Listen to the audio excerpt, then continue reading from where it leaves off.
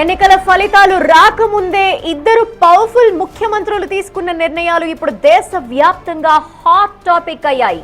Bengal శివంగి Mamata Banerjee, Keralam king Pinarayi Vijayan ఇద్దరు తమ పదవులకు దూరంగా జరుగుతున్నారా? ఫలితాలు రాకముందే వారు ఓటమి సంకేతాలిచ్చారా అన్న చర్చ మొదలైంది. ఇప్పుడు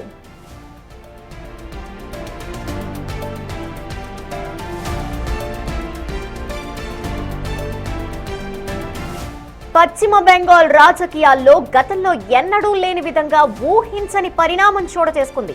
పోలింగ్ ముగిసి ఫలితాల కోసం అంతా వేచి చూస్తున్న వేళ సీఎం మమతా బెనర్జీ తన అధికారిక నివాసాన్ని ఖాళీ చేయటం రాజకీయ వర్గాలని షాక్ కి గురి చేస్తోంది. సాధారణంగా గెలుపుపై ధీమా ఉన్న ఏ ముఖ్యమంత్రి కూడా ఫలితాలకు ముందు ఇల్లు ఖాళీ చేయరు. మరి మమత ఎందుకు నిర్ణయం తీసుకున్నారు? కోల్కతా నుంచి ఢిల్లీ వరకు ఈ వార్త ఇప్పుడు సంచలనం సృష్టిస్తోంది. బీజేపీ శ్రేణులు అప్పుడే సంబరాలు మొదలుపెట్టగా టీఎంసీలో ఒక రకమైన నైరాశ్యం కనిపిస్తోంది.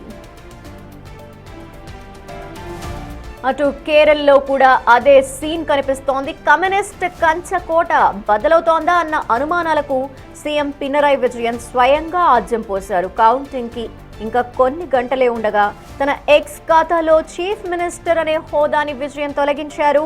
సీఎం పదవిని తీసేసి కేవలం సిపిఎం పొలిట్ బ్యూరో సభ్యుడు అని మాత్రమే ఉంచుకున్నారు. ఫలితాలు తనకు వ్యతిరేకంగా వస్తాయని విజయన్ ముందే ఫిక్స్ అయ్యారా?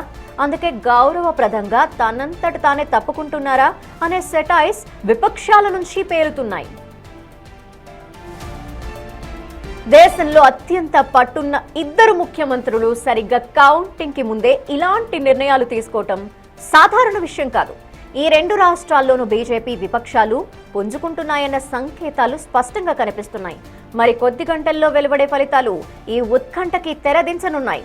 అధికారం నిలబడుతుందా లేక ఈ ముందస్తు నిర్ణయాలే నిజం కాబోతున్నాయా అనేది రేపు తెలుస్తుంది.